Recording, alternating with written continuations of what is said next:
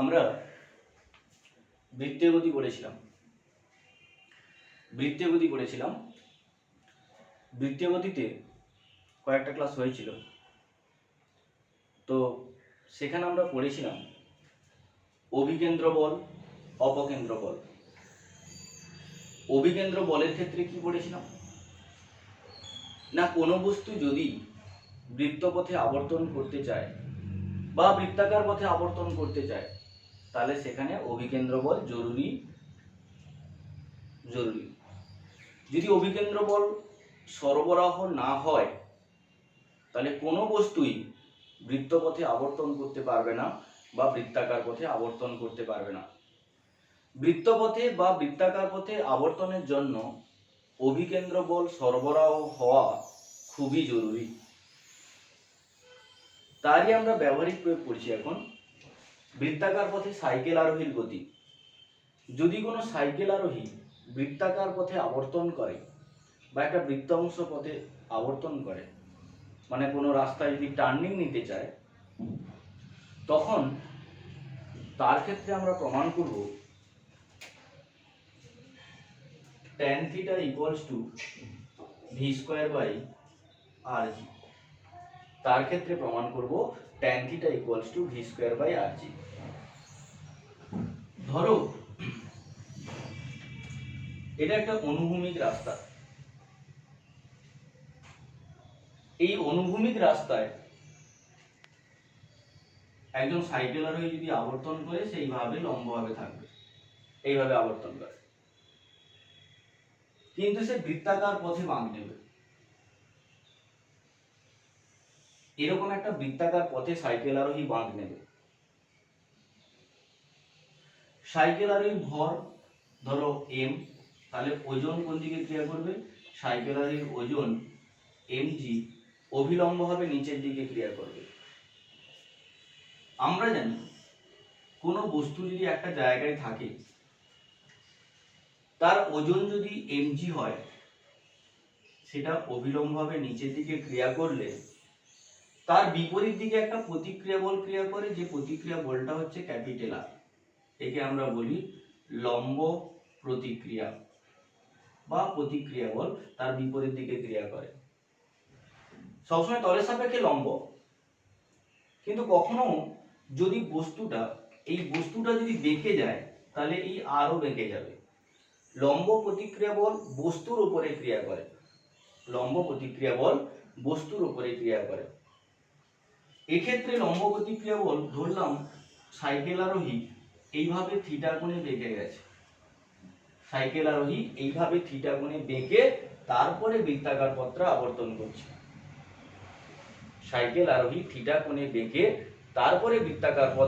করছে।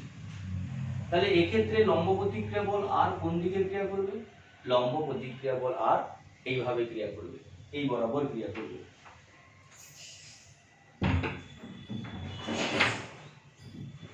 এই লম্ব প্রতিক্রিয়া বল আর কে উপাংশে ভাঙছি।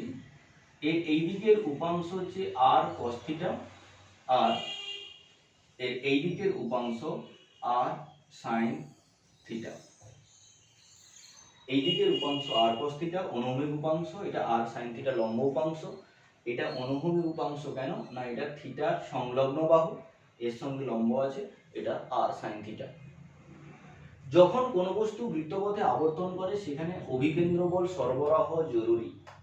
যদি অভিকেন্দ্র বল ক্রিয়াশীল না হয় তাহলে কোনো বস্তুই বৃত্তপথে আবর্তন করতে পারবে না।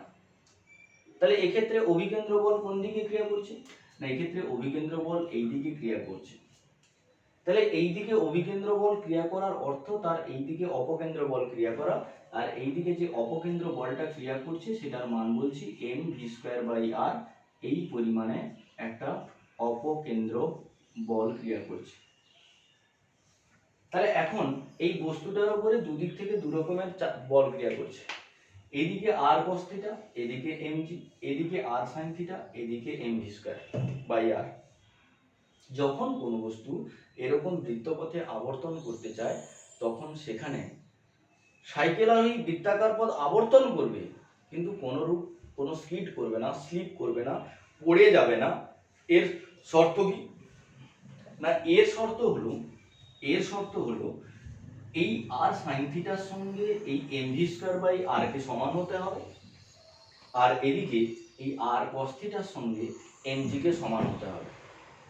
যদি R sine theta MV square by R সমান হয়, যদি আর কস থিটা এবং এমজি সমান হয়, যদি R sine theta MV square by R এর সঙ্গে সমান হয়, যদি আর কস থিটার সঙ্গে এমজি সমান হয়, তবেই সাইকেল আরোহী বৃত্তাকার পথে আবর্তন করতে পারবে, সে কোনরূপ স্কিড করবে না, সে পড়ে যাবে না।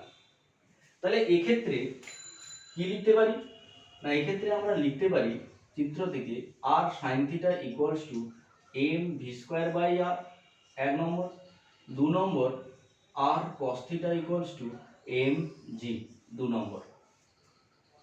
এই দুটো সমীকরণকে ভাগ করে দাও, 1/2 দিলে কি পাবো না, দিলে পাবো tan theta equals to V square by R G, tan theta equals to V square by R G হয়ে গেল। এরপর এখান থেকে আমরা সাইকেল আরোহীর সর্বোচ্চ দ্রুতি নির্ণয় করব। সর্বোচ্চ দ্রুতি, আমরা সাইকেল আরোহীর সর্বোচ্চ দ্রুতি নির্ণয় করব। মানে এই যে বৃত্তাকার পথটা আবর্তন করবে, টার্নিংটা নেবে, এর সর্বোচ্চ কত বেগ হবে, সর্বোচ্চ বেগটা আমাদের নির্ণয় করতে হবে। এটার জন্য আমি তোমাদের কিছু জিনিস ব্যাখ্যা করছি আলাদা, তোমাদের ঘর্ষণ চ্যাপ্টার থেকে একটু জিনিস বোঝাচ্ছি। যখন কোনো বস্তু কোনো তলের উপরে অবস্থান করে, যখন কোনো বস্তু কোনো তলের উপরে অবস্থান করে, তখন কি হয়, এই বস্তুটাকে সাপোজ এই দিক থেকে একটা ক্যাপিটাল এ বল ক্রিয়া করা হয়েছে, তার ফলে এই বস্তুটার যে তলের সংস্পর্শে আছে, সেই সংস্পর্শ তল একে একটা বিপরীতমুখী বল ক্রিয়া করে, একটা বাধা ক্রিয়া করে। আমরা বলতে পারি ধরো দুটো হাত, এই হাতটাকে এই হাতটার সাপেক্ষে একে গতিশীল করছি, এরকম ভাবে গতিশীল করছি, বা এটার সাপেক্ষে এটাকে গতিশীল করছি। যখন বাম হাতের সাপেক্ষে ডান হাতকে এইভাবে গতিশীল করছি, তখন এই বাম হাত এই হাতের গতিকে বাধা দেয়। তখন এদের সংস্পর্শ তল কোনটা, এই দুটো তল সংস্পর্শ তল। এই দুটো সংস্পর্শ তল কি করে, এদের গতিকে, এই দুটো সংস্পর্শ তল কি করে না একটার গতিকে বাধা দিচ্ছে। দুটি তল যখন পরস্পরের সংস্পর্শে থেকে গতিশীল হয়, তখন একটা তল আর একটা তলের গতির বিরুদ্ধে একটা বাধা প্রদান করে। যে বাধাটা প্রদান করে সেই বাধাটাই হচ্ছে ঘর্ষণ বল এফ, সেই বাধাটা হচ্ছে ঘর্ষণ বল স্মল এফ। যদি ক্যাপিটাল এফ সমান স্মল এফ হয়, যদি ক্যাপিটাল এফ সমান স্মল এফ হয়, তাহলে বস্তুটা স্থির থাকবে, বস্তুটা গতিশীল হতে পারবে না। যদি ক্যাপিটাল এফ সমান স্মল এফ হয়, তাহলে বস্তুটা স্থির থাকবে, বস্তুটি গতিশীল হতে পারবে না। ধরো সাপোজ ঘর্ষণ প্রযুক্ত বলের মান 0 থেকে বাড়তে বাড়তে 50 ডাইন হয়েছে, তখন এদিকে ঘর্ষণ বলের মানও 0 থেকে বাড়তে বাড়তে 50 হয়েছে। যখন প্রযুক্ত বল 50, তখন ঘর্ষণ বলও 50। যখন প্রযুক্ত বল 50, তখন ঘর্ষণ বলও কত হচ্ছে, ঘর্ষণ বলও 50 হচ্ছে। তখন বস্তুটা স্থির। সাপোজ যেই মুহূর্তে 50 + 1 মানে 51 ডাইন বল ক্রিয়া করলো, তখন বস্তুটা গতিশীল হলো, তার মানে 51 গ্রেটার দেন স্মল এফ। এই 51 ডাইন বলটা ঘর্ষণ বল অপেক্ষা বেশি। প্রযুক্ত 51 ডাইন বল যখন ঘর্ষণ বল স্মল এফ অপেক্ষা বেশি হবে, তখনই বস্তুটা বৃত্তাকার পথে আবর্তন করতে পারবে, তখনই বস্তুটা গতিশীল হবে। তাহলে এক্ষেত্রে capital F greater than small F হয়েছে। তাহলে এই গতিশীল অবস্থায় কত ঘর্ষণ বল ক্রিয়া করেছে, এর আগে কিন্তু 50 ডাইন ছিল, তাহলে এখন ঘর্ষণ বল কি 50 না তার থেকে কম, না এখন ঘর্ষণ বলটা তার থেকে কম। যখন কোনো বস্তু স্থির থাকে, সেখান থেকে তার গতিশীলতার পরিবর্তনের জন্য, তার জাডের পরিবর্তনের জন্য ঘর্ষণ বল অনেক বেশি থাকে, কিন্তু যখন বস্তুটা গতিশীল হওয়া শুরু করে, তখন তার ঘর্ষণ বলের মান কমে যায়, তখন তার ঘর্ষণ বলের মান কমে যায়। স্থির অবস্থায় ঘর্ষণ বল বেশি ক্রিয়া করে, গতিশীল অবস্থায় ঘর্ষণ বল কম ক্রিয়া করে। তাহলে এখন আমি ধরলাম এই যে ঘর্ষণ বলটা এটা 47, এই যে ঘর্ষণ বলটা এটা হচ্ছে 47। যখন 50 ডাইন বল প্রয়োগ করেছিলে, তখন ঘর্ষণ বল 50 ছিল, তখন কিন্তু বস্তুটা স্থির। তাহলে 0 থেকে 50 পর্যন্ত বল প্রয়োগ করার পরে ঘর্ষণ বল কত হচ্ছে 0 থেকে 50। এই 0 থেকে 50 পর্যন্ত তুমি যাবতীয় ঘর্ষণ বল প্রয়োগ করবে, উপযুক্ত বল প্রয়োগ করেছো, তখন যা যা ঘর্ষণ বল ক্রিয়া করেছে সব ক্ষেত্রেই কিন্তু বস্তুটা স্থির। বস্তুটার এই স্থির অবস্থায় যে ঘর্ষণ বল ক্রিয়া করে, বস্তুটার এই স্থির অবস্থায় যে ঘর্ষণ বল ক্রিয়া করে তাকে আমরা বলি স্থিত ঘর্ষণ বল। মানে 0 থেকে 50 পর্যন্ত প্রত্যেকটা ঘর্ষণ বলকে বলছি আমরা স্থিত ঘর্ষণ বল। বস্তুটা স্থির অবস্থায় যে ঘর্ষণ বল ক্রিয়া করে তাকে বলছি স্থিত ঘর্ষণ বল। আর স্থিত ঘর্ষণের সর্বোচ্চ মান কত? 50। 50 একটা স্থিত ঘর্ষণ বল, কিন্তু এই 50 ডাইন বল যখন প্রয়োগ করা হয়েছিল, ঘর্ষণ বল ক্রিয়া করেছিল, তখনও বস্তুটা স্থির, কিন্তু এর থেকে আর বেশি ঘর্ষণ বল ক্রিয়া করেনি। তাই 50 ডাইন যে ঘর্ষণ বল বা 50, এটাকে বলি আমরা সীমাস্থ ঘর্ষণ বল। এটাকে বলছি আমরা সীমাস্থ ঘর্ষণ বল। স্থিত ঘর্ষণের সর্বোচ্চ মান হচ্ছে সীমাস্থ ঘর্ষণ। স্থিত ঘর্ষণের সর্বোচ্চ যে মান সেটা হচ্ছে সীমাস্থ ঘর্ষণ।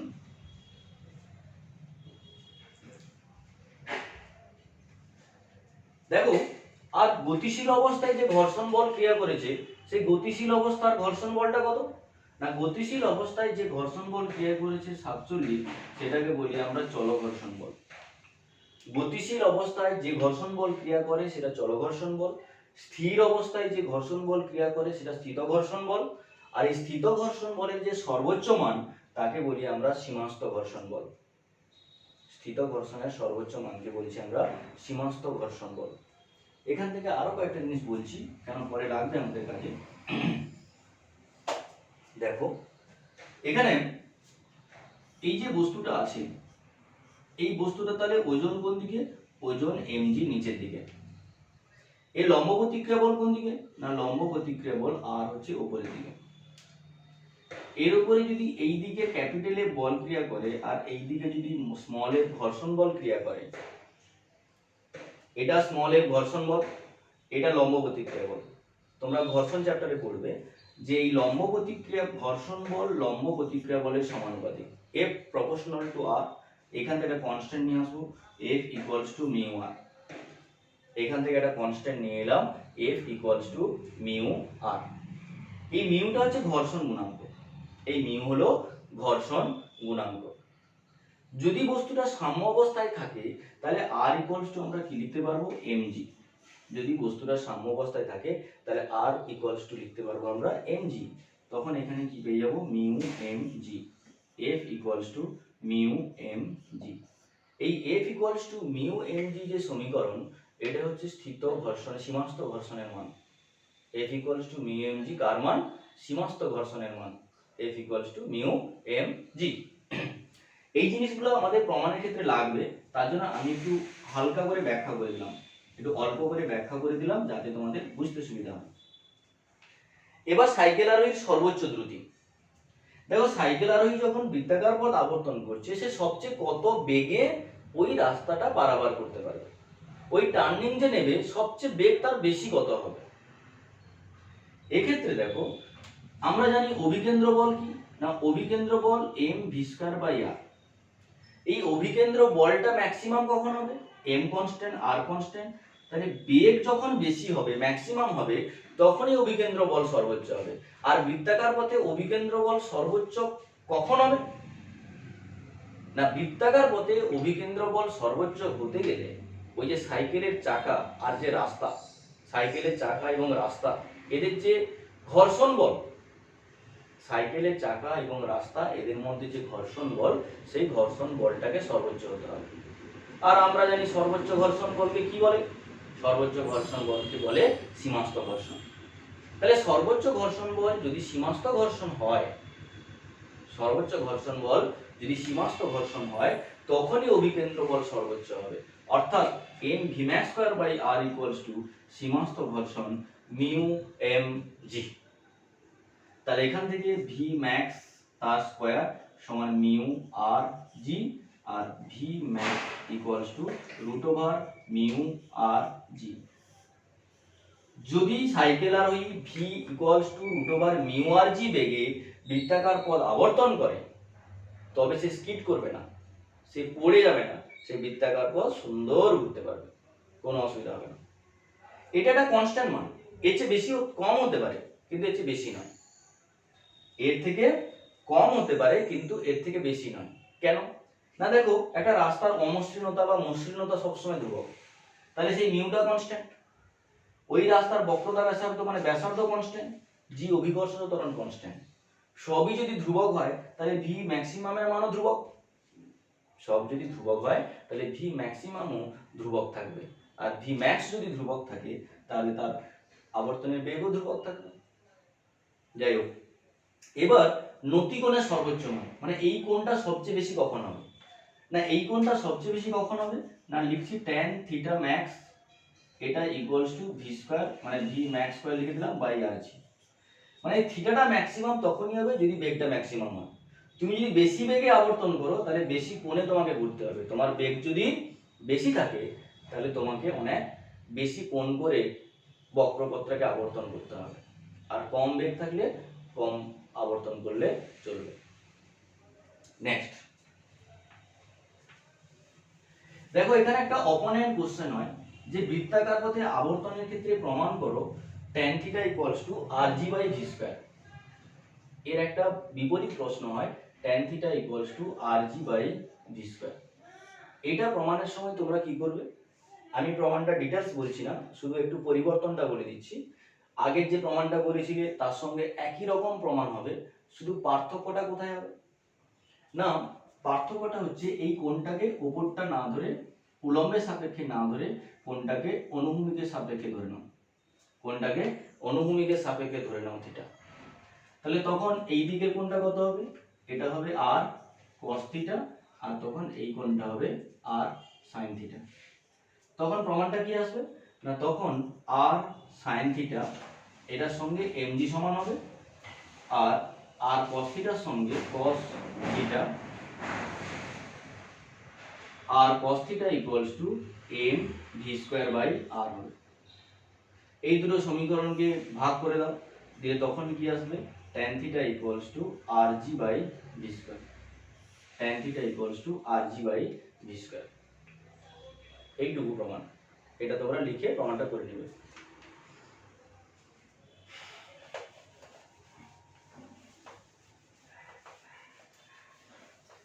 এবার দেখো আমরা কি করছি, না যখন কোনো ব্যক্তি বৃত্তাকার পথে আবর্তন করে তাহলে তাকে কি করতে হয়, না বৃত্তাকার পথ যদি অভিকেন্দ্র বল ক্রিয়া করে তবেই সে বৃত্তাকার পথে আবর্তন করতে পারে।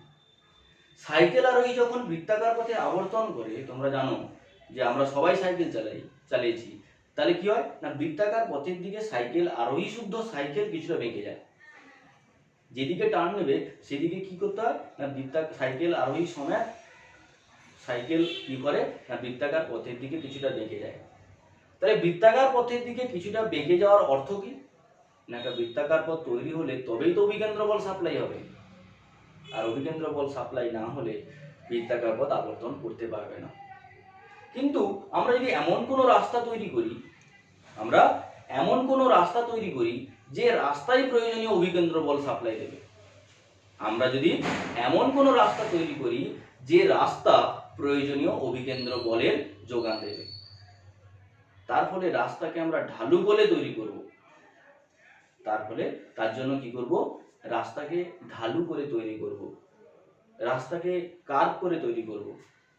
এরকম যে তৈরি করা রাস্তা, সেই রাস্তাকে বলি ব্যাংকিং রাস্তা, ওখানে রাস্তা প্রয়োজনীয় অভিকেন্দ্র বল যোগান দেবে, সেই রাস্তাকে বলি আমরা ব্যাংকিং রাস্তা। একটা ব্যাংকিং রাস্তা তৈরি করা যাক, দেখো এটা একটা অনুভূমিক রাস্তা,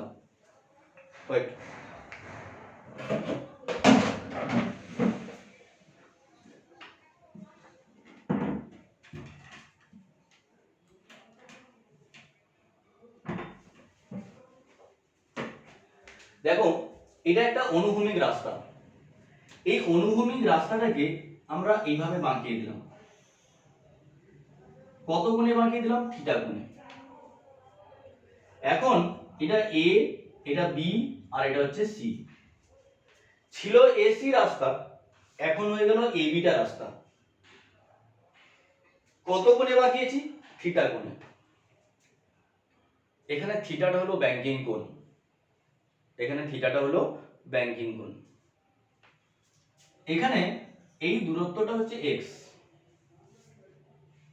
আর যে হাইট এটা হচ্ছে এইচ।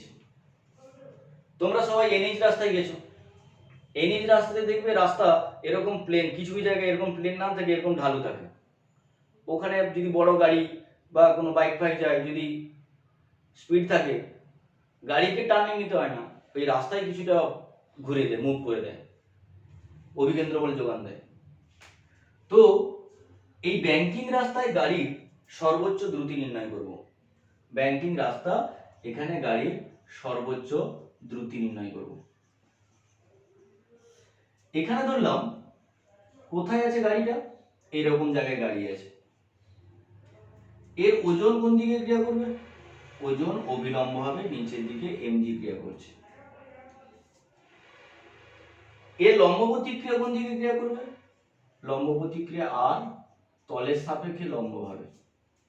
লম্ব প্রতিক্রিয়া আর, তলের সাপেক্ষে লম্বভাবে। এই আর কে উপাংশে ভাঙবো, এইটা থিটা কোণে আছে বলে এটা থিটা কোণে পরিবর্তন হবে। এটা আর cos থিটা, তাহলে আর cos থিটার সঙ্গে লম্ব কোনটা? আর cos থিটার সঙ্গে লম্ব এটা, যেটা হচ্ছে আর sin থিটা। তাহলে দেখো, বৃত্তাকার পথে যদি আবর্তন করে, বৃত্তাকার পথে আবর্তনের জন্য অভিকেন্দ্র বলের প্রয়োজন। এখানে আমি দেখাচ্ছি অভিকেন্দ্র বলটা অপকেন্দ্র বল হয়ে কোন দিকে ক্রিয়া করছে। গাড়ির বেগ যদি v হয়, v বেগে এই অপকেন্দ্র বল mv²/r ক্রিয়া করছে। তাহলে এই ব্যাংকিং রাস্তায় গাড়ির যদি আবর্তন করতে হয়, এই ব্যাংকিং রাস্তায় গাড়িকে আবর্তন করতে গেলে ব্যাংকিং রাস্তার ক্ষেত্রে কি হবে না, ব্যাংকিং রাস্তার ক্ষেত্রে আমরা লিখতে পারবো আর sin থিটা এটা ইকুয়ালস টু mv²/r, একবারে চিত্রানুযায়ী। আর sin theta equals two mv²/r, এক নম্বর, আর cos theta equals to mg, এটা হচ্ছে 2 নম্বর।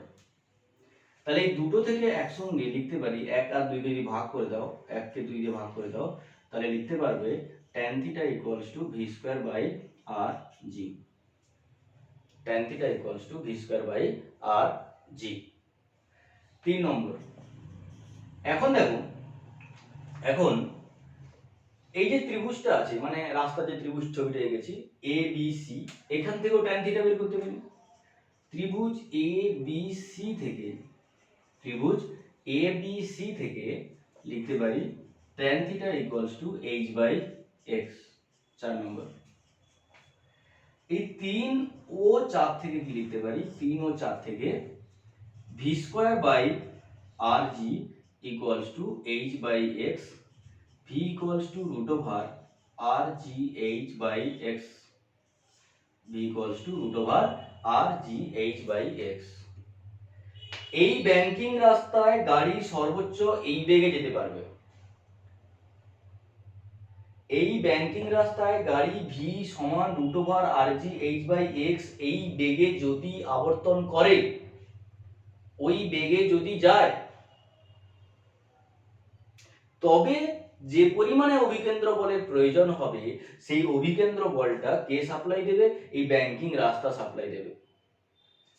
এই ব্যাংকিং রাস্তায় গাড়ি যদি v ইকুয়ালস টু √rgh/x এই বেগে যদি গতিশীল হয়, তখন যে অভিকেন্দ্র বলের প্রয়োজন হবে, সেই অভিকেন্দ্র বলটা রাস্তা সাপ্লাই দেবে, সেই অভিকেন্দ্র বলটা রাস্তা সাপ্লাই দেবে। এখানে এই ভির মান কনস্ট্যান্ট, এই ভির মান ধ্রুবক। কেন ধ্রুবক? দেখো, রাস্তা আগে থেকে তৈরি করা আছে, রাস্তার বক্রতাটা আগে থেকেই আছে কনস্ট্যান্ট, জি অভিকর্ষ ত্বরণ কনস্ট্যান্ট, এইচ এই উচ্চতা ধ্রুবক, রাস্তার চওড়া এক্স এটাও ধ্রুবক। তাহলে সব যদি ধ্রুবক হয়, এই ভিটাও ধ্রুবক। মানে ব্যাংকিং রাস্তায় গাড়ি কতটা অভিকেন্দ্র বল যোগান পাবে রাস্তা থেকে, তার মান হচ্ছে এটা। এর চেয়ে বেশি যেন না হয়। কিন্তু এর থেকে বেশি হলে কি হবে? গাড়ির বেগ যদি এর থেকে বেশি হয় কি হবে না গাড়ির বেগ এর থেকে যদি বেশি হয় তাহলেও কিছুটা অভিকেন্দ্র বল যোগান পাবে গাড়ি। কে যোগান দেবে? না রাস্তা আর গাড়ির চাকা, এদের যে ঘর্ষণ বল, রাস্তা এবং গাড়ির চাকা এদের যে ঘর্ষণ বল, সেই ঘর্ষণ বল ও কিছুটা অভিকেন্দ্র বল যোগান দেবে। তাহলে ঘর্ষণ যদি কিছুটা অভিকেন্দ্র বল যোগান দেয় রাস্তাকে, তখন কতটা বেগে গাড়ি ওই ব্যাংকিং রাস্তায় যেতে পারবে, এখন সেটা নির্ণয় করছি ঘর্ষণ বল ধরে।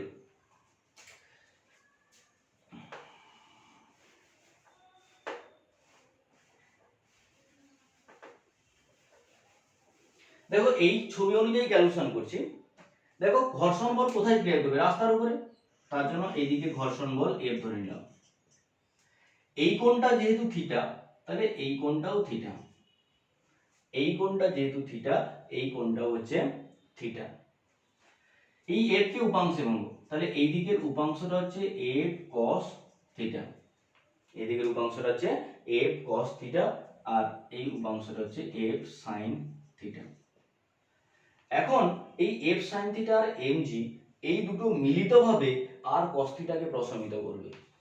এখন F sin থিটা এবং mg প্রশমিতভাবে r cos থিটাকে প্রশমিত করবে, আর এখানে F cos থিটা এবং r sin থিটা এই দুটো মিলিতভাবে m v square by r কে প্রশমিত করবে।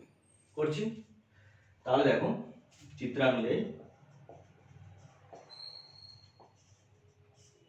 দেখো r sin theta plus f cos theta, r sin theta plus f cos theta, এটা equals to m v square by r, এটা equals to m v square by r।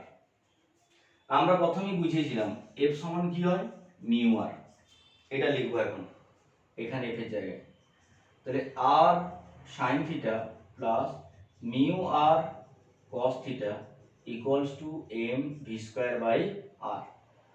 এখান থেকে r কে common নিয়ে নাও, দিলে কি থাকবে?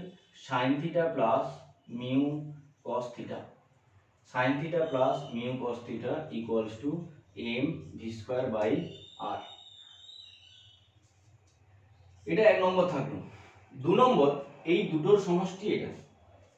দু নম্বর f sin theta plus mg, এটা equals two r cos theta. তাহলে এখান থেকে r cos theta minus f sin theta equals to mg, change করে নিলাম, এখানে f এর জায়গায় মিউ r বসাবো।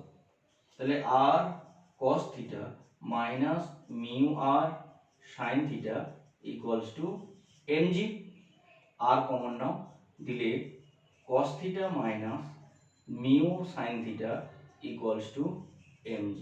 দু নম্বর, এই 1 আর 2 কে ভাগ করে দাও, 1 ভাজিত 2, 1 আর 2 কে ভাগ করলে কি পাবো? sin theta plus mu cos theta by cos theta minus mu sin theta equals to v square by r g। বাকিটাই দিয়ে করছি। এই বাম দিকে উপর নিচে cos থিটা দিয়ে ভাগ করছি, বাম দিকের উপর নিচে cos থিটা দিয়ে ভাগ করছি। যদি cos থিটা দিয়ে ভাগ করো তাহলে sin theta by cos theta কত হবে? tan theta plus mu into cos theta by cos theta 1, এখানে cos theta by cos theta 1 minus mu into sin theta by cos theta tan theta. Direct লিখছি tan theta plus mu by 1 minus mu tan theta equals to v square by rg। উপর নিচে cos দিয়ে ভাগ করলাম, তাহলে এখান থেকে v এর মান কত পাবো?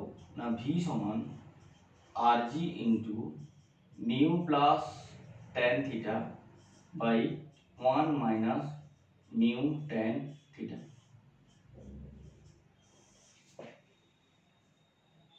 এটা গাড়ির সর্বোচ্চ দ্রুতি। যদি কোনো গাড়ি যখন ব্যাংকিং রাস্তায় যাবে, ব্যাংকিং রাস্তায় গাড়ির সর্বোচ্চ দ্রুতি এটাই হবে, এর চেয়ে বেশি যেন কোনো কারণে বেগ না হয়। কেন? গাড়ি এই বেগে গেলে, সর্বোচ্চ এই বেগে গেলে প্রয়োজনীয় অভিকেন্দ্র বল রাস্তা সাপ্লাই করবে। এর চেয়ে বেশি বেগে গেলে কোনো জায়গা থেকে আর অভিকেন্দ্র বল সাপ্লাই পাবে না, আর ব্যাংকিং রাস্তায় গাড়ি যেতে পারবে না। ব্যাংকিং রাস্তায় গাড়ি কি করবে? অ্যাক্সিডেন্ট করবে, রাস্তা থেকে নেমে যাবে। তাহলে ব্যাংকিং রাস্তায় গাড়ির সর্বোচ্চ দ্রুতি v = এইটা, এর চেয়ে বেশি বেগে গেলে প্রয়োজনীয় অভিকেন্দ্র বল গাড়ি আর সাপ্লাই পাবে না, তখন গাড়ি অ্যাক্সিডেন্ট করবে। এটা সর্বোচ্চ দ্রুতি। তাই ব্যাংকিং রাস্তায় সাইনবোর্ড লাগানো থাকে যে গাড়ির বেগ 30 কিলোমিটার/আওয়ার, দ্রুতি নির্দেশক বোর্ড লাগানো থাকে যাতে ড্রাইভারকে আমরা আগে থেকে অ্যালার্ট করতে পারি। দ্রুতি নির্দেশক বোর্ড, দ্রুতি জ্ঞাপক বোর্ড, সেখানে বেগটা উল্লেখ করা থাকে, যে ড্রাইভারকে বলা হচ্ছে যে এখানে তুমি গাড়ি এত বেগে নিয়ে আসো, এই 30 কিলোমিটার/আওয়ার বেগে, তবে রাস্তা তোমাকে অভিকেন্দ্র বল সাপ্লাই দিতে পারবে। তার চেয়ে বেশি হলে অতিরিক্ত অভিকেন্দ্র বল তুমি কোথাও থেকে পাবে না, তুমি এই রাস্তায় অ্যাক্সিডেন্ট করবে। ঠিক আছে, এটা ব্যাংকিং রাস্তা। ব্যাংকিং রাস্তা সম্বন্ধে বললাম। এরপর আর একটা টপিক পড়াচ্ছি।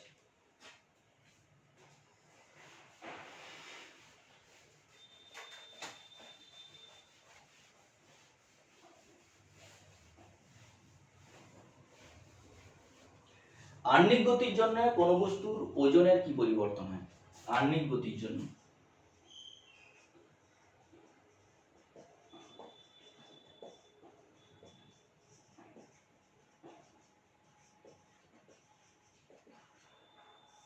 আহ্নিক গতির জন্য ওজনের পরিবর্তন। দেখো, আহ্নিক গতি কাকে বলে?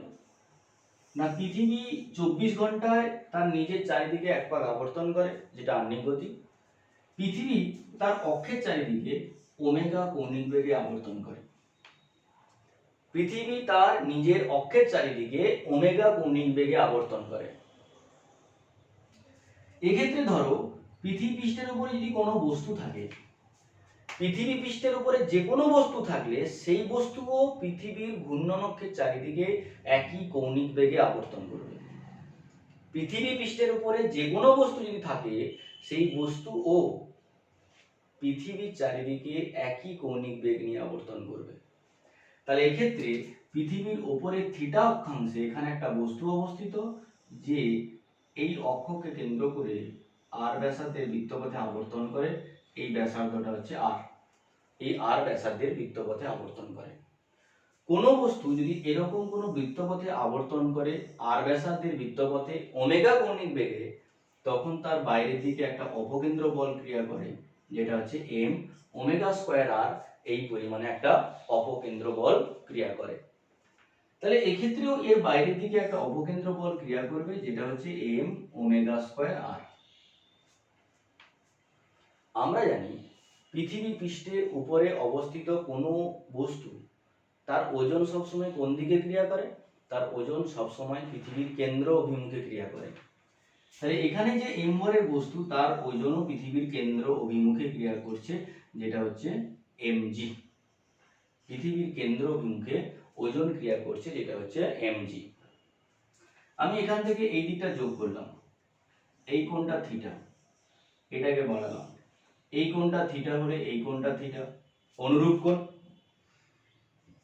এই m ওমেগা স্কয়ার আর কে উপাংশে ভাঙছি, m ওমেগা স্কয়ার আর cos থিটা, আর এই লম্ব দিকটা হচ্ছে m omega square R sin theta.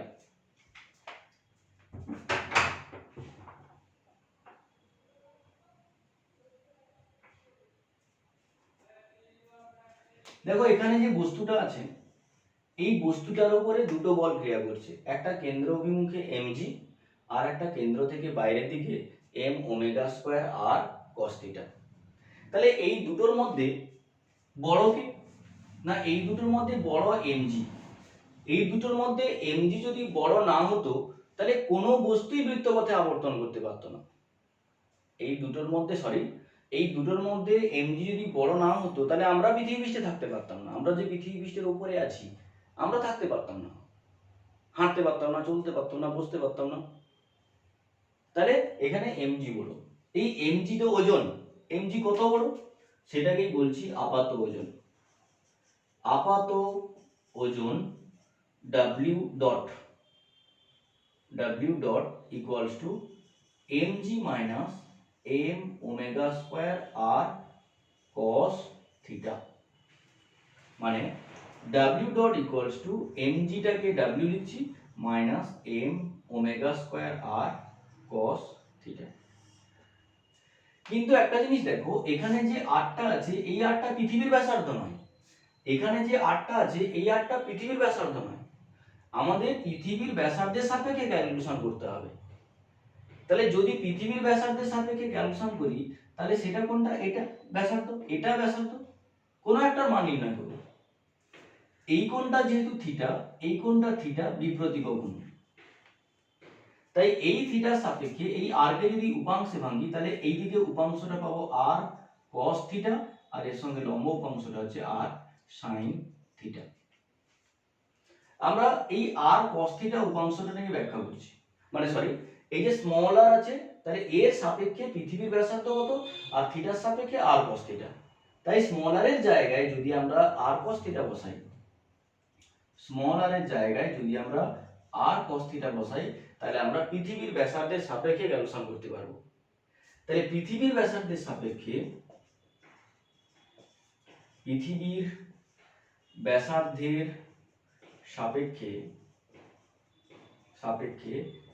r equals to r cos theta বসে দাও। অতএব w dot equals to w minus m omega square, r এর জায়গায় কত লিখছি r cos theta into cos theta ছিল, w dot equals to w minus m omega square r cos square theta. এটা মূল ফর্মুলা। ওজনের পরিবর্তনটা কত হচ্ছে এটা। তাহলে কতটা পরিবর্তন হচ্ছে? ওজন হ্রাস হচ্ছে কতটা? ওজনের আপাত হ্রাস w মাইনাস w ডট, এটা প্রকৃত মাইনাস আপাত, এটা সমান তাহলে কত m omega square r cos square theta. ওজনের শতকরা হ্রাস কত না, ওজনের শতকরা হ্রাস হচ্ছে w minus w dot by w whole into 100%। w minus w dot by w whole into 100% সমান m omega square r cos square theta by এই যে w মানে কি জানি আমরা ওজন mg, তাই mg লিখছি, mm কেটে যাবে তাহলে omega square r cos square theta by g। আচ্ছা এখানে এটা 100% ছিল উপরে, 100% ইনটু 100%। এই দিয়ে অঙ্ক আছে কিন্তু ঠিক করে করবে। এটা এই পর্যন্ত রাখলে হবে, শতকরা পরিবর্তন বের করলাম। এবার এখান থেকে শর্ত বসাবো। দেখো এই যে এটা থিটা অক্ষাংশে আছে, এটা যদি এখানে না থেকে যদি এই বিন্দুতে থাকতো তাহলে এই বিন্দুতে থাকার অর্থ এটা কোন অঞ্চলে আছে? নিরক্ষীয় অঞ্চলে। নিরক্ষীয় অঞ্চলে থিটা কত হবে? 0 ডিগ্রি। যদি এখানে না থাকে, এখানে থাকতো মেরু অঞ্চলে, তখন থিটা কত হতো? 90 ডিগ্রি। তাহলে 1 নম্বর, নিরক্ষীয় অঞ্চলে থিটা 0। এবার এখান থেকে বসো। অতএব w dot equals to w minus m omega square r cos square 0। cos 0 কত হয়? 1। তাহলে সমান w minus m omega square r। এটা ফর্মুলা। যদি মেরু অঞ্চলে হতো, মেরু অঞ্চলে, তাহলে মেরু অঞ্চলে থিটা ইকুয়ালস টু 90, তখন w dot equals to w minus m omega square r cos square 90, cos 90 0, তাহলে w মানে w dot equals to w। তাহলে w dot equals to w কথার অর্থ কি? আপাত ওজন এবং প্রকৃত ওজন সমান। তাহলে মেরু অঞ্চলে ওজনের কোনো পরিবর্তন হয় না, কিন্তু নিরক্ষীয় অঞ্চলে পরিবর্তন হয়। নিরক্ষীয় অঞ্চলে কতটা পরিবর্তন হয়? w মাইনাস w ডট সমান m ওমেগা স্কয়ার r। নিরক্ষীয় অঞ্চলে ওজনের পরিবর্তন কতটা? m omega square r। কিন্তু নিরক্ষীয় মেরু অঞ্চলে ওজনের কোনো পরিবর্তন হয় না, ওজনের কোনো পরিবর্তন হয় না, ওজন একই থাকে, w dot equals to w।